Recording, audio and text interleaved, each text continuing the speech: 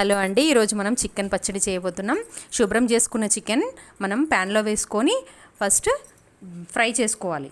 Oil water ఏది వేయకుండా fry చేసుకోవాలి. అది బాగా వాటర్ అన్నీ ఇంకిపోయిన తర్వాత మనము దాంట్లో కొంచెం ఆయిల్ వేయాలి. ఇప్పుడు చూడండి, డ్రై అయిపోతుంది కదా చికెన్ డ్రై అయిపోయిన తర్వాత మనం ఆయిల్ అనేది దీంట్లో యాడ్ చేసుకోవాలి.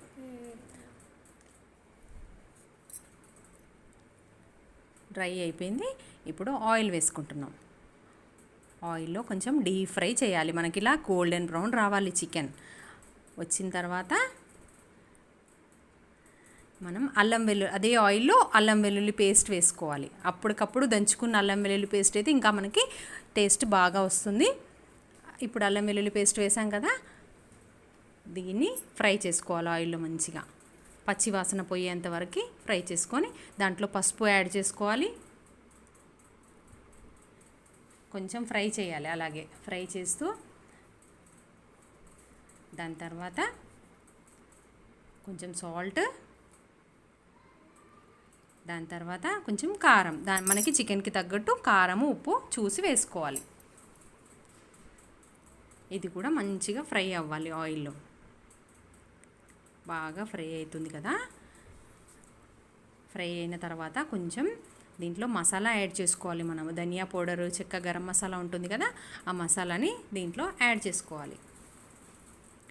ఇది యాడ్ అయిన తర్వాత ఇది కూడా మంచిగా కలిపిన తర్వాత మనం ఫ్రై చేసుకున్న పీసెస్ ఉన్నాయి కదా, ఆ పీసెస్ అన్నీ ఈ ఆయిల్లో మిక్స్ చేసుకోవాలి. ఇది కూడా కొంచెం బాగా ఫ్రై అవ్వనివ్వాలి. ఒక 5-10 మినిట్స్ బాగా ఫ్రై చేసుకోవాలి. ఇలాగా మనకు మంచి కలర్ వస్తుంది చూడండి పచ్చడి.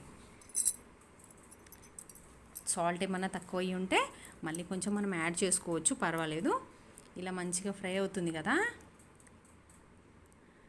ఫ్రై అయిన చికెన్ని మళ్ళీ తర్వాత ఇలా చూడండి, మంచిగా ఫ్రై అయిపోతుంది. బాగా పట్టుకుంటుంది. మిర్చి, కారము, ధనియా పౌడర్, మసాలాస్ అన్నీ దీనికి బాగా పీల్చుకుంటాయి పీసెస్కి. దాని తర్వాత మనం స్టవ్ ఆఫ్ చేసేసుకోవాలి. స్టవ్ ఆఫ్ చేసిన తర్వాత నిమ్మరసం ఉంటుంది కదా, అది చల్లార్చాలి. చల్లారిన తర్వాత నిమ్మరసం అనేది యాడ్ చేసుకోవాలి.